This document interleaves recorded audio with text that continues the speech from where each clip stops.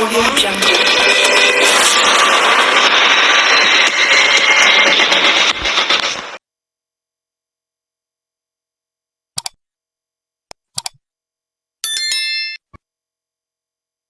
Kamu ini kan hadir di sini, ya kan?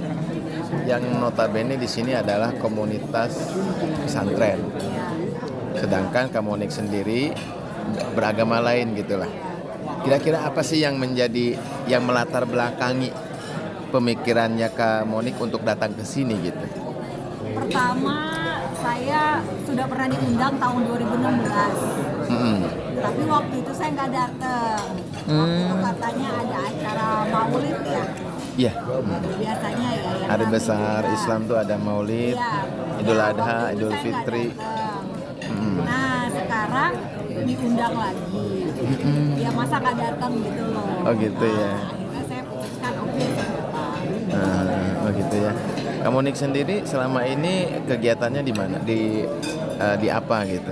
Saya mengedukasi orang Indonesia tentang Israel, Yahudi, dan Holocaust sejak tahun 2016. Di bawah naungan apa organisasi? Saya inisiatif saya pribadi. Oh gitu ya? Jadi saya bikin yayasan sendiri dan puji Tuhan orang pertama yang mendukung kegiatan saya justru dari Al Zaitun. Karena waktu itu dari pihak Al Zaitun datang dengan musik dan vokal grup yang membawakan tari-tarian dengan lagu Yahudi. Berarti Tahun 2016. Ya, berarti Monica paham sekali dong tentang arti bahasa Ibrani itu. Sebetulnya Bahasa lagu-lagunya- Ibrani dengan Yahudi itu sebetulnya korelasinya apa sih? Jadi Apakah gini, memang dia bahasa resminya orang Yahudi? Jawa punya bahasa Jawa, Iya. orang Sunda punya bahasa Sunda, Ya. orang Cina punya bahasa Mandarin, orang Yahudi, orangnya berdarah Yahudi punya bahasa Ibrani. Oh, jadi sudah sangat jelas ya kalau Iya, bahasa itu Ibrani bahasa itu Ibrani. bahasa resminya Yahudi. Orang Yahudi. Oh gitu ya. Kayak Bahasa nasionalnya. Bahasa nasional ya. Yang sekarang bahasa Ibrani. tanggapan Monica terhadap Monik, lagu nama saya tanggapan Monik terkait lagu Shalom Aleichem yang selalu dikumandangkan di mungkin hari ini juga pada satu Muharram ini, memang setiap satu Muharram nyanyikan. Itu seperti apa coba? Seperti apa tanggapannya? Menurut saya gini, Apakah lagu Shalom Aleichem itu termasuk lagu kerohaniannya? jadi ada Yahudi. dua judul lagu Shalom Aleichem. Yang pertama Havenu Shalom Aleichem. Itu lagu netral, lagu rakyat. Jadi bisa dinyanyikan siapa saja, mulai dari anak kecil sampai orang dewasa. Mulai dari kegiatan biasa sampai kegiatan tidak biasa. Misal mau nyanyikan di sinagoga bisa. Sinagoga itu rumah ibadah Yahudi. Iya, betul, Tapi betul. ada juga lagu judulnya Shalom Aleichem khusus untuk ibadah Sabat. Tapi liriknya beda. Oh, hanya beda di lirik saja. Beda di lirik. Syairnya beda sama? di syair. Oh, beda juga Beda syair. di melodi. Cuma judulnya sama. Nah, yang dinyanyikan di Al Zaitun itu yang netral, bukan untuk ibadah. Oh. Jadi memang siapapun bisa nyanyi. Umum, lagu rakyat. Kayak kita mungkin di Indonesia lagu Mau Mere. Nah, itu siapa saja bisa nyanyi, bukan hanya orang NTT. Jadi bagaimana bisa membedakan ya? Jadi untuk membedakan ini lagu ibadah atau bukan? Karena dari liriknya. Oh, dari lirik saja. Iya. Judulnya sama, tapi liriknya beda. Mungkin tentunya harus mengerti bahasa Iya. Ibrani juga ya, Monik ya. Dan saya rasa Syekh paham kok. Mana yang lagu umum, Iya. lagu rakyat, dan mana yang lagu Rohan ibadah. Karena memang di sini juga diajarkan Betul. belajar bahasa Ibrani. Kalau Jadi mungkin otomatis kan pasti Syekh paham. tahu artinya. Iya, betul. Iya, silakan. Bintang Daud. Iya. Ini baju yayasan saya. Yayasan saya namanya Hadasa of Indonesia. arti kata-kata itu adalah from Indonesia with love. Jadi ketika saya memakai kaos ini, biasanya orang-orang Yahudi pada ngerti bahasa Ibraninya dan mereka Oh, itu bahasa Ibrani ya, iya, Monik mereka ya? langsung, oh iya, shalom, shalom, karena dia tahu, oh, are you from Indonesia gitu. Jadi mereka senang, ini kayak saya menyatakan cinta dari Indonesia buat mereka. Karena kan selama ini mereka taunya di Indonesia tuh katanya anti kita. Nah, jadi pesan damainya saya sampaikan dan saya berterima kasih ya kepada Panji Gumilang yang bersuara. Karena di Indonesia langka loh. Oh nggak gitu ada. ya.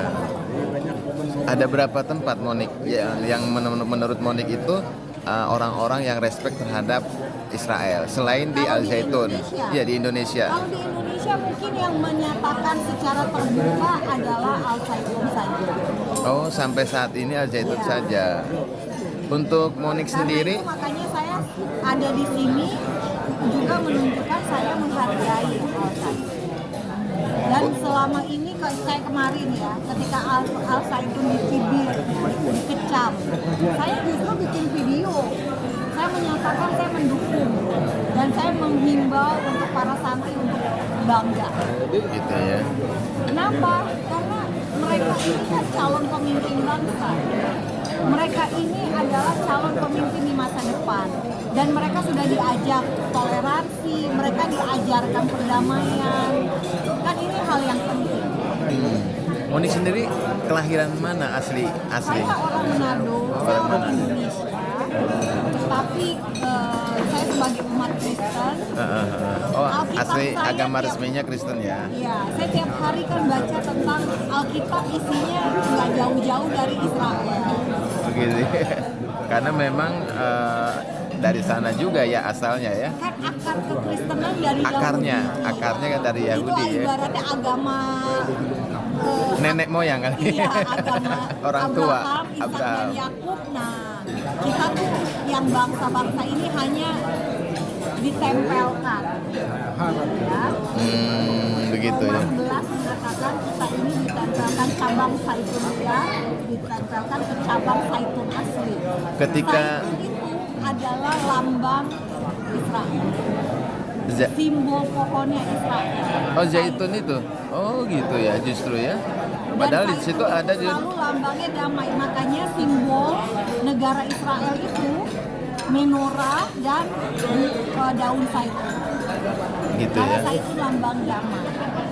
Iya ya. Memang di dalam Al-Qur'an juga al-zaitun itu apa pohon zaitun itu gitu kan. Itu memang juga begitu. Makanya selalu kalau kita lihat simbol-simbol peace, simbol damai, itu biasanya merpati dengan daun. Oh, daun itu ya ada gitu ya. Monik, ada nggak sih korelasi antara Monik yang lakukan di Indonesia, katakanlah dengan misi dari Israel? Nggak ada, Nggak saya ada. inisiatif pribadi. Oh gitu ya. Iya, karena apa? Pernah ada Karena saya apresiasi nggak sendiri- dari Israel sendiri? Saya selama ini bekerja sebagai wartawan. 18 tahun saya jadi wartawan. Oh, gitu Dan ya? saya menemukan fakta, berita-beritanya selalu tidak imbang. Dari Indonesia berdasarkan penelitian Wakil Foundation tahun 2016 dan 2017, Yahudi itu paling dibenci nomor 3 di Indonesia. Pertama LGBT, kedua komunis, ketiga Yahudi. Tapi kenapa Yahudi dibenci? Orangnya nggak ada, agamanya nggak diakui di Indonesia, tapi kenapa dibenci? Itu kan pertanyaan. Makanya saya kaget waktu saya bikin acara Alsa itu mau datang. Itu yang luar biasa. Tahun 2016 loh mereka sudah nyanyi lagu Cafe Nu Shalom. Ya. Closing statementnya apa Koni? Closing statement Oh, untuk closing statementnya. Kalau saya tadi kan ditanya apakah diapresiasi oleh Israel. ya itu yang belum terjawab. Sejauh ini mereka waktu tahu saya bikin kegiatan-kegiatan mengedukasi, mereka hanya bilang thank you Monik. Hanya mengapresiasi dalam bentuk Ucapan aja. iya ucapan, dan saya diundang waktu itu kegiatan acara di Israel. Dalam arti mereka memberikan undangan khusus lah. Gitu. Hanya seperti itu saja ya. Jadi jangan berpikir akan dikasih duit gitu, dana, enggak. Karena di Israel itu anti korupsinya tinggi. Jadi kalau presiden, ada mantan presiden ketahuan menerima menyalahgunakan uang, masuk penjara. Oh gitu ya. Iya. Monik, satu lagi aja. Ini mungkin untuk bangsa Indonesia sendiri, mengapa mereka itu alergi terhadap Israel? Karena kan melihat bagaimana tindak tanduk Israel kepada saudaranya, dalam hal ini Palestina.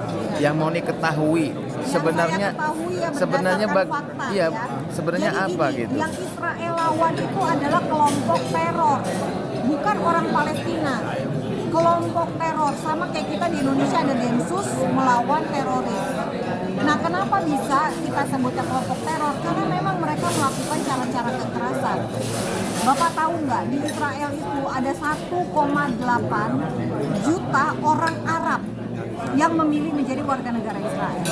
1,8 itu, sekitar 2 juta. 1,8 yang Islam. Gitu ya. Jadi itu alasan mengapa Israel itu begitu memerangi yang namanya Palestina gitu ya.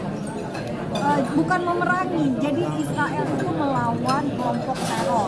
Oh, jadi hanya kelompok saja ya. Kelompok teror itu siapa? Hamas. Di Jenin ada namanya Lions Den.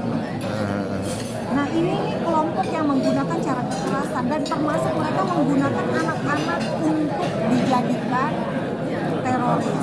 Tapi Palestina itu sendiri kan sudah menjadi negara merdeka. Iya, dalam artian dia punya kedaulatan. kan? Ada presidennya. Ada perdana menterinya. Iya, betul. Ada wilayahnya, ada ibu kotanya. Iya, Ibu kotanya betul. namanya Ramallah. Artinya itu kan sudah menjadi kewenangan Artinya gini, otoritas sendiri. Israel sama Palestina bisa hidup berdampingan. Iya. Tapi ada kelompok Hamas yang di Gaza yang ingin menguasai seluruh area Palestina. Sementara Palestina ini sekarang Terbagi. presidennya adalah dari kelompok Fatah. Jadi partai Hamas dengan partai Fatah bentrok. Gitu loh. Jadi internalnya mereka saja sudah tidak sejalan ya. Iya, nah selama ini Fatah bisa kerjasama sama Israel. Hamas yang tidak mau kerjasama sama Israel. Nah, inilah yang sering banget untuk meneror. Jadi kalau dengar kata Gaza itu dikuasai sama Hamas. Yang di tepi barat dikuasai sama Fatah. Nah, yang sering membombardir dengan roket siapa? Hamas. Dan Hamas dimasukkan sebagai kelompok teror oleh Mesir, oleh Arab Saudi. Oke. Thank you Monik ya. Iya, terima Dan kasih. waktu singkatnya. Thank you. Terima kasih.